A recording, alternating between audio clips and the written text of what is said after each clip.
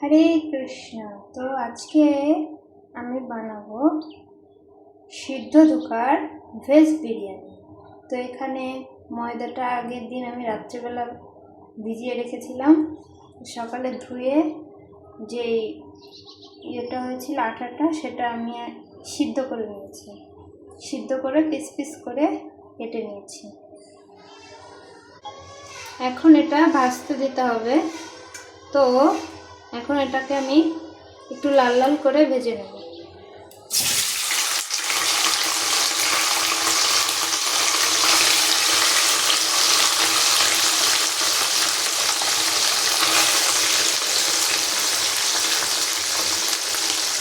এর মধ্যে দিয়ে দেবো আমি স্বাদ মতো নুন,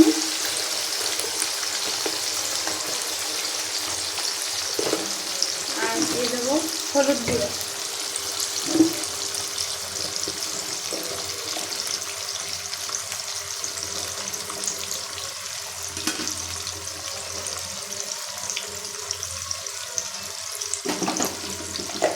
তো এটাকে এখন লাল লাল করে ভেজে নেব।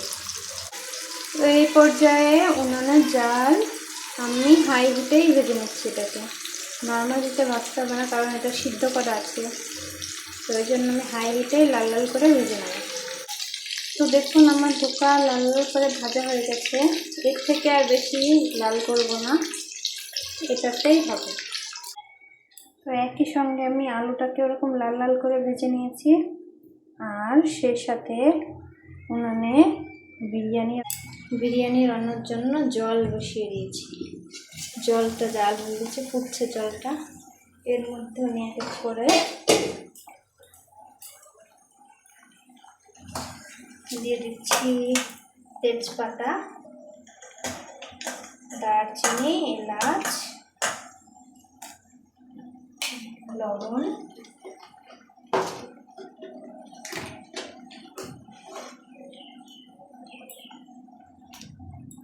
আর দিয়ে দেবো একটু সাদা তেল। তো সাদা তেলটা দিয়ে দিচ্ছি। এখন এটা ভালো করে ফুটিয়ে নিতে হবে। তো যে জলটা আমি ফুটাতে দিয়েছিলাম, এখন এই বাসমতি চালটাকে ধুয়ে আমি এটাকে জলের মধ্যে দিয়ে একটু রান্নার মতো করে নেব। তো যে জলটা আমি বসিয়ে দিয়েছিলাম এটা ভালো করে ফুটেছে, একটু সেন্ট বেরোচ্ছে। এর মধ্যে আমি বাসমতি চালটাকে দিয়ে দেবো। বাসমতি চালটাকে দিয়ে দিচ্ছি এর মধ্যে। তো চালটা আমি দিয়ে দিয়েছি। এখন আমার অপেক্ষা করতে হবে 50% অন্ন যতক্ষণ না হয়। অন্নটা একটু শক্ত শক্ত থাকতে আমি নামিয়ে নেব। তো চলুন এখন আমি বিরিয়ানির জন্য যে ধোকাটা রান্না করব সেটা রান্না করব। তো এখন আমি কড়াতে তেল বসিয়ে দিয়েছি। দিয়ে দিচ্ছি গরম মশলা, দারচিনি, এলাচ আর তেজপাতা।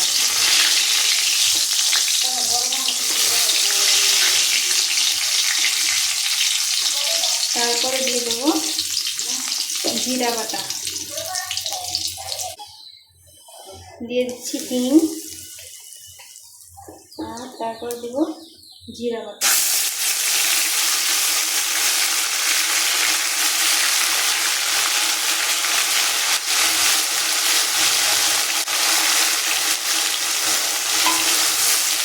জিরাটা একটু ভালো ভাজা হয়ে গেলে এর মধ্যে দেবো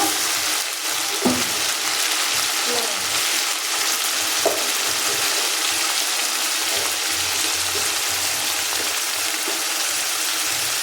দিয়ে দিচ্ছি লবণ।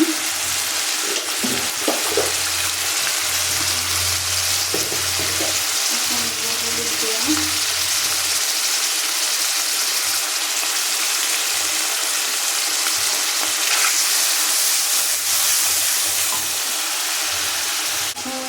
দিয়ে দিচ্ছি ধনে গুঁড়া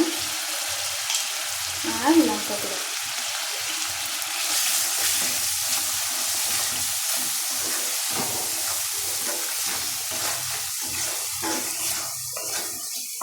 এর মধ্যে দিয়ে দেবো আমি টমেটো।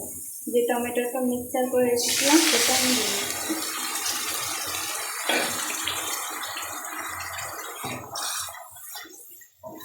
এটাকে এখন ভালো করে কষিয়ে নিতে হবে। তো এর মধ্যে এখন দিয়ে দেবো কাশ্মীরি লাল লঙ্কার গুঁড়ো।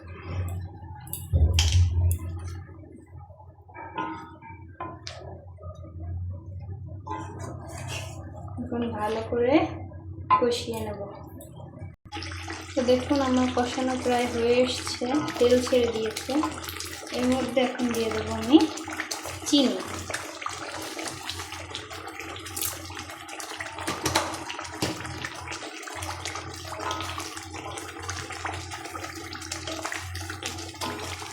চিনিটা দেওয়া হয়ে গেছে।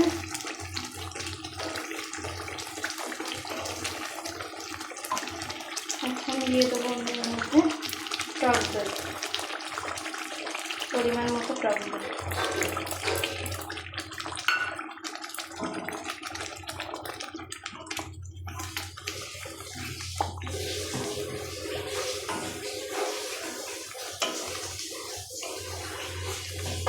দেখুন কালারটা দেখতে কত সুন্দর লাগছে।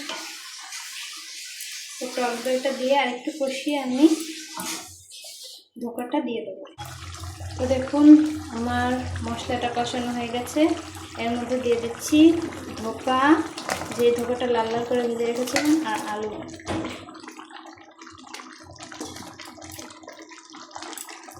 এটাকে ভালো করে এখন একটু কষিয়ে এর মধ্যে দিয়ে দেবো জল।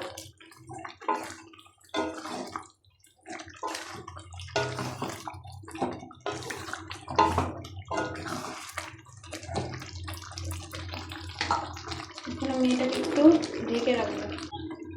তো 2 মিনিট আমি একটু ঢেকে এটাকে ভালো করে কষিয়ে নিয়ে এর মধ্যে জল দিয়ে দেবো। আর বিরিয়ানির জন্য যেই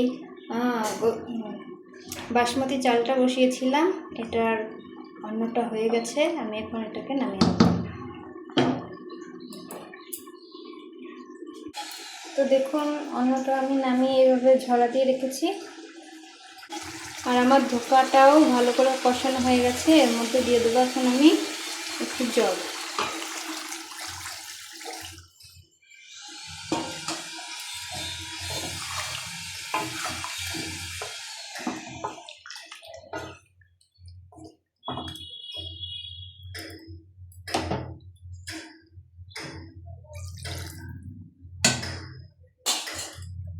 জলটা দেওয়া হয়ে গেল আমার।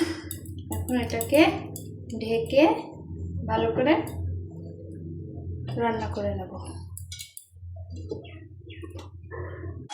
তো এটা দেখুন আমার রান্না প্রায় হয়ে এসছে। তো এর মধ্যে দিয়ে দিচ্ছি আমি একটু গরম মশলার গুঁড়ো।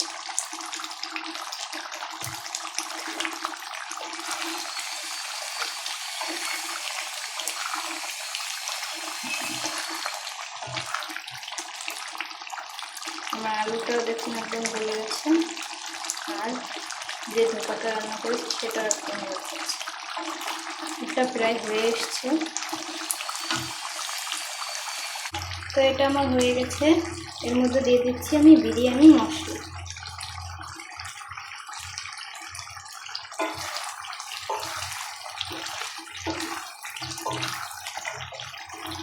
যে বিরিয়ানিটা আমি বানাচ্ছি, তো এটা একদম ঘরোয়া উপায়ে বানাচ্ছি।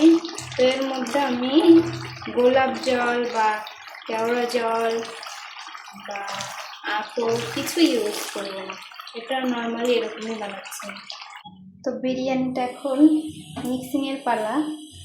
তো আমি কিছু রাইস দিয়ে দিয়েছি এর মধ্যে। এখন দিয়ে দেবো উপর থেকে ধোকার সবজি। দেখুন দেখতে খুব সুন্দর লাগছে।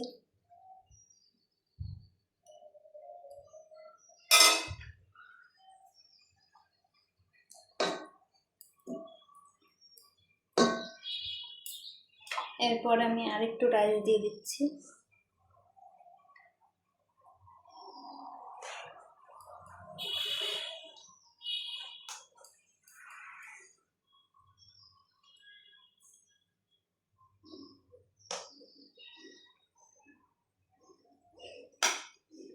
আবার আমি এই ধোকার সবজিটা এর উপর দিয়ে দিচ্ছি।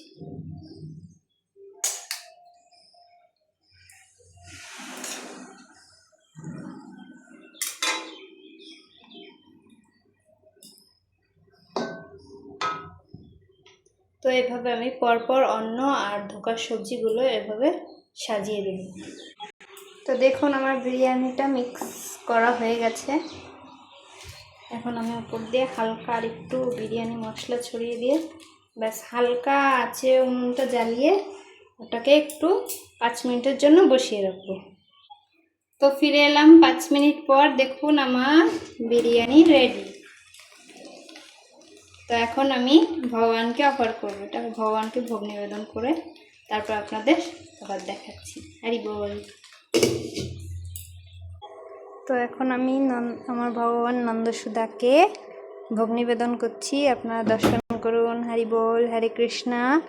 আর আপনাদের যদি এরকম রেসিপি ভালো লাগে তো একটা লাইক এবং চ্যানেলটিকে সাবস্ক্রাইব করবেন। হরে কৃষ্ণা, হরি বল।